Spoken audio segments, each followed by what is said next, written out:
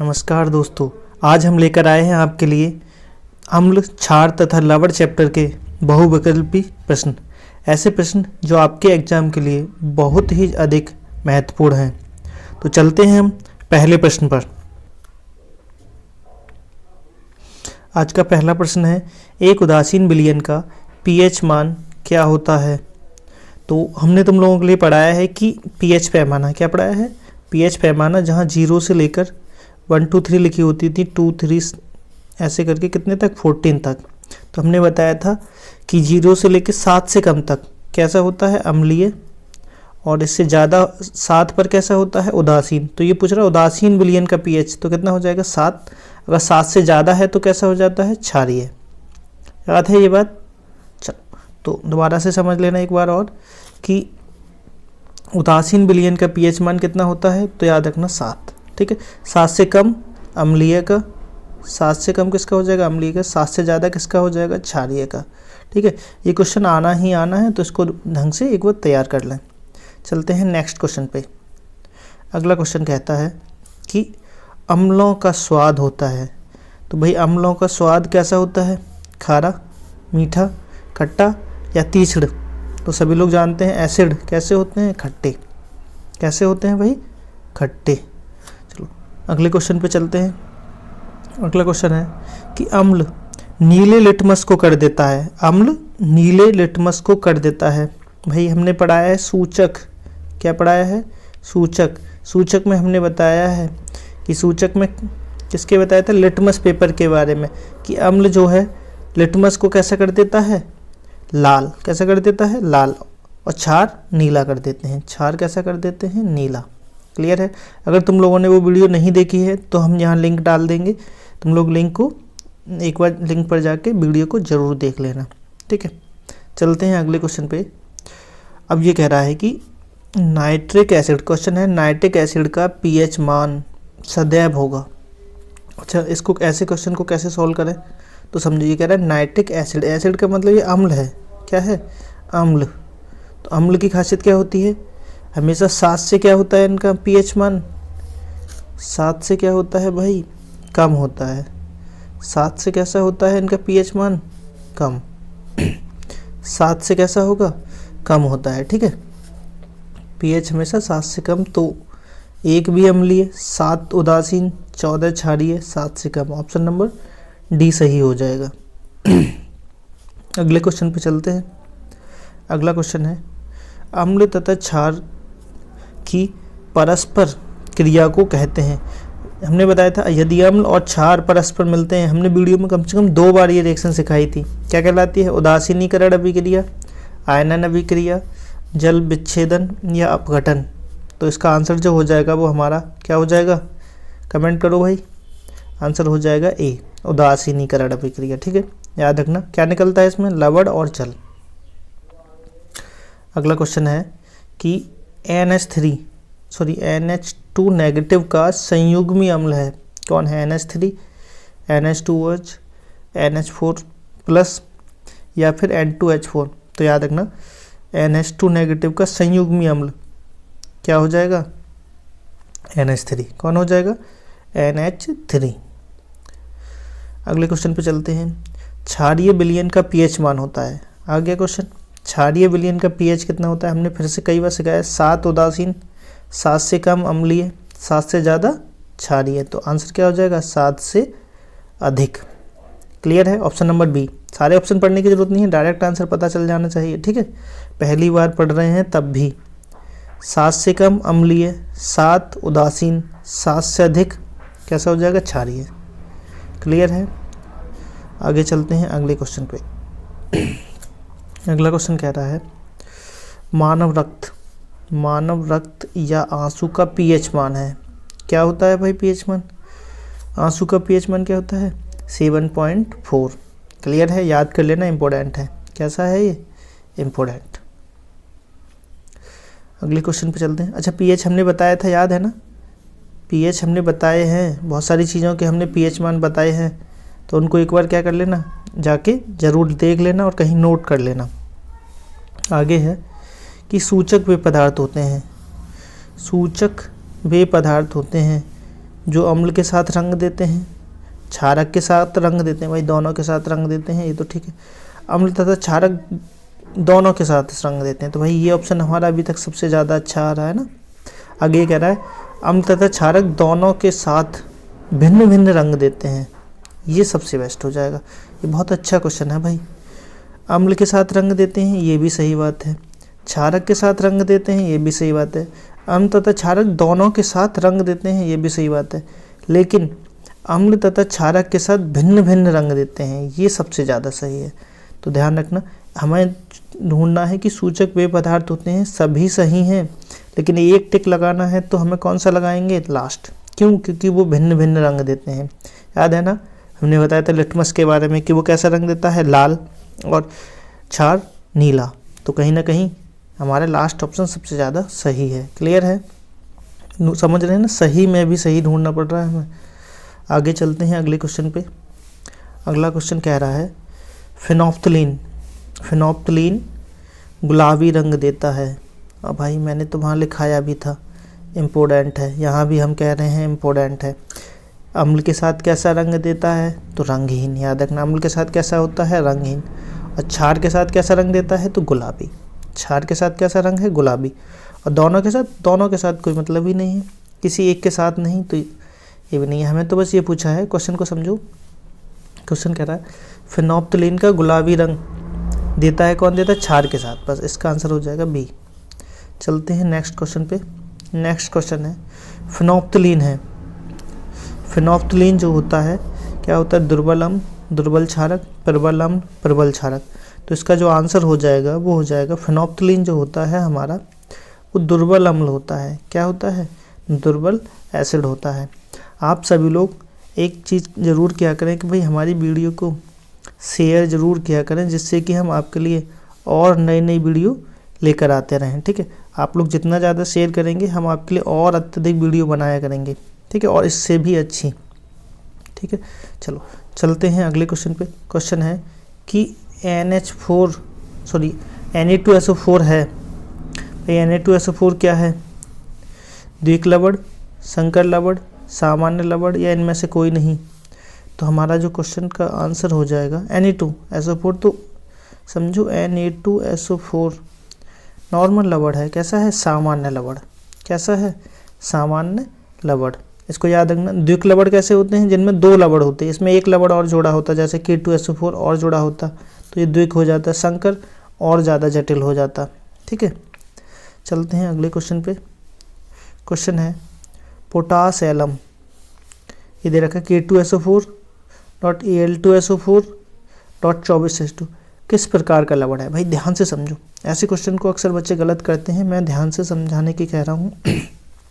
समझेंगे। एक लवण तो ये रहा K2SO4, दूसरा लवण ये रहा Al2SO4 का होल तरीका, जल अलग निकल जाएगा। ठीक है, तो भाई कितने लवण हो गए इसमें? एक और एक दो। तो कैसा इसका आंसर क्या हो जाएगा? द्विक लवण।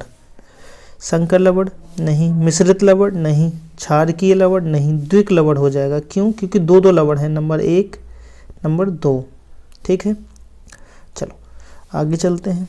समझ गए ना सभी लोग? समझ तो गए ना?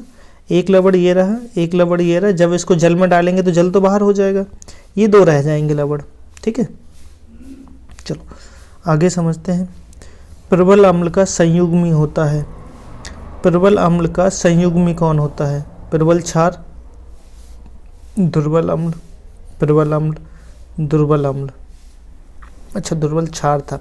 अच्छा, तो सभी लोग इसका एक बार हमें कमेंट करके बताओ। अच्छा, इंपॉर्टेंट क्वेश्चन है, अक्सर बच्चे से गलत कर देंगे, अक्सर बच्चे से गलत कर देंगे कि प्रबल अम्ल का संयुग्मी होता है। तो याद रखना दुर्बल क्षार। क्या होता है? दुर्बल क्षार। बात क्लियर है? अगले क्वेश्चन पे चलते हैं। ये कह रहा है कि NaCl का pH मान है। NaCl क्या है भाई? भाई बताओ। 7, 8, 9, 1। NaCl जो है वो साल्ट है, लवण। ठीक है, और लवणों का pH मान कितना होता है? 7। कितना होता है? 7। क्यों? क्योंकि उदासीन होते हैं। तो आंसर समझ में आ गया। आंसर क्या हो जाएगा? pH मान 7 हो जाएगा।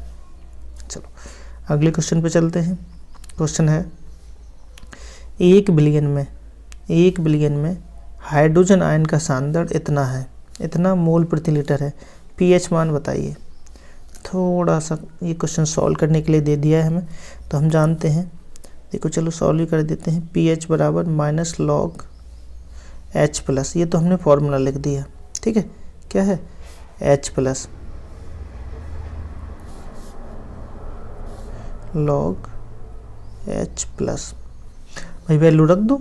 H प्लस का मान कितना है 10 की पावर माइनस 7, तो डायरेक्ट ही कर सकते हैं इसको तो हम वैसे, लेकिन फिर भी हम रख देते हैं। एक का कोई मतलब है नहीं, 10 की पावर माइनस 7, माइनस कहाँ जाती है लॉग में आगे, माइनस माइनस क्या हो जाएगा प्लस, तो ये हो जाएगा 7 लॉग 10, और लॉग 10 का मान होता है 1, कितना हो जाएगा 7। इसका आंसर हमारा क्या हो जाएगा सी।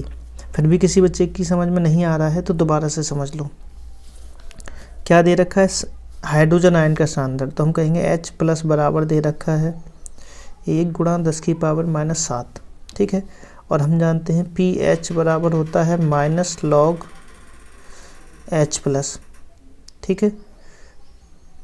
अब बात करें वैल्यू रखने की, तो pH बराबर हो जाएगा माइनस लॉग 1 गुणा 10 की पावर माइनस 7, 1 का कोई मतलब है नहीं, 7 आगे आ जाएगा, तो ये हो जाएगा माइनस 1 गुणा माइनस 7। 1 क्यों, क्योंकि ये माइनस के लिए ले लिया ना, माइनस 1 गुणा माइनस 7, या 1 ना लेना चाहो तुम लोगों को ये भी डाउट लगे तो हटा देते हैं, माइनस और कोष्टक में माइनस 7 और लॉग 10, लॉग 10 का वैल्यू होता है, इसका वैल्यू होता है 1, तो माइनस माइनस हो जाएगा प्लस, तो प्लस 7 हो जाएगा pH, ठीक है, समझ रहे हैं ना।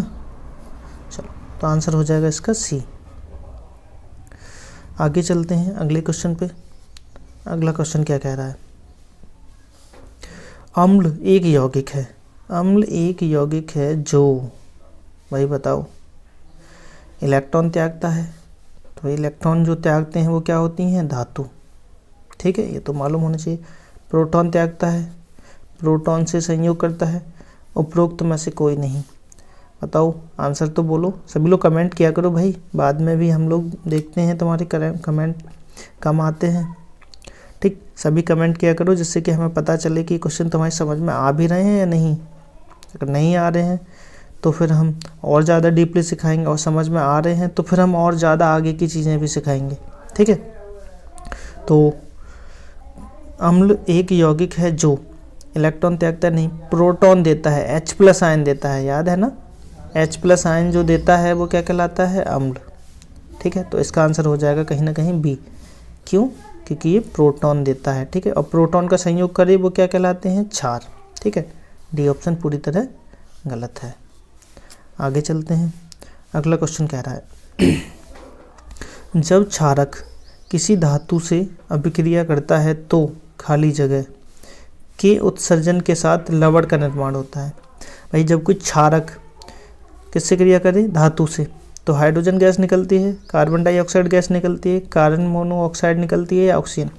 अब तुम लोग जाएंगे तो हमने क्षारक के गुण कराए हैं, क्या कराए हैं, क्षारक के गुणधर्म, और गुणधर्म में हमने सिखाया कि कोई धातु क्षारक से क्रिया कर ले, यदि कोई धातु क्षारक से क्रिया कर ले तो क्या बनता है, तो भाई हाइड्रोजन गैस निकलती है, क्या होती है, हाइड्रोजन गैस प्राप्त होती है।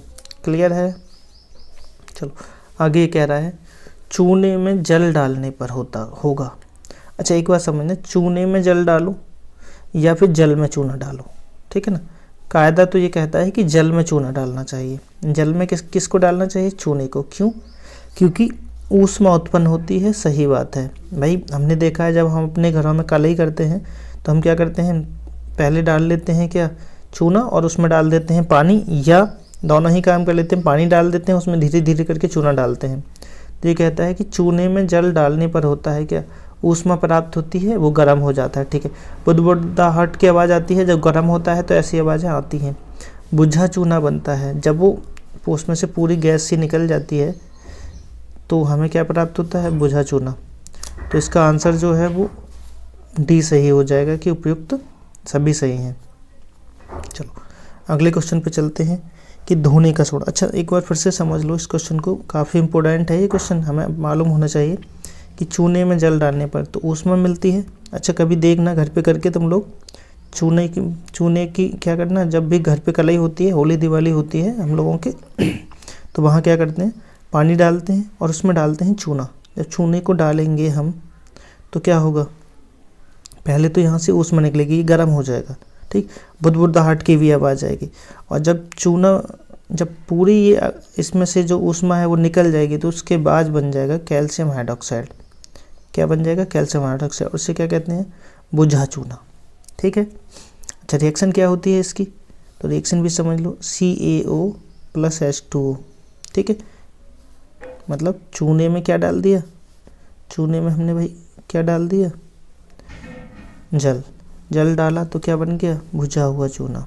क्या बन गया, बुझा हुआ चूना। तो हमारे सभी ऑप्शन क्या हो जाएंगे यहाँ, सही, ठीक है। सभी ऑप्शन क्या है हमारे, सही। चलते हैं नेक्स्ट पे, ठीक है। नेक्स्ट क्या कह रहा है, धोने वाले सोडे का सूत्र है। धोने वाले सोडे का सूत्र क्या है, तो धोने वाले सोडे का सूत्र इम्पोर्टेंट है, याद रखना ना, इस तरह के क्वेश्चन पूछे जाते हैं हमसे। तो धोने वाले सोडे का फॉर्मूला है Ne2CO3.10H2, Ne2CO3, Ne2COH2 और Ne2COH2। अच्छा, ये दोनों तो सेम हो गए, ये तो गलत है ही नहीं, ये हमारा होगा नहीं। हमारा क्या है, ऑप्शन नंबर ए सही है, Ne2CO3.10H2। क्लियर है। चलते हैं अगले प्रश्न पे। हमने तो ये तुम लोगों के लिए घर के लिए ऑब्जेक्टिव भी दिया था, याद है, हमने कहा था कि हमें कमेंट करके बताना इसका आंसर। तुम लोगों ने बताया नहीं है तो हम यहाँ बता देते हैं। फिटकरी एलम का सही अणु सूत्र होता है या पोटास एलम का सही सूत्र है, रासायनिक सूत्र क्या होता है, Al2SO4 का होल थ्राइड डॉट 24H2, Al2SO4 का होल थ्राइड डॉट 5H2 या 24H2, K2SO4 डॉट Al2SO4 का whole थ्राइड dot 24H2, K2SO4 dot Al2SO4 का थ्राइड डॉट 7H2। तो भाई इसका सही आंसर जो होगा, तुम लोगों के लिए छोड़ दें या बता दोगे, तो सही आंसर जो होगा उसका आंसर है सी। फिर भी आप सभी लोग एक बार कमेंट करके हमें बताना कि ये चीज़ समझ में आई या नहीं, ठीक है। चलो आज के लिए इतना ही, फिर मिलते हैं हम नेक्स्ट वीडियो में, तब तक के लिए जय हिंद।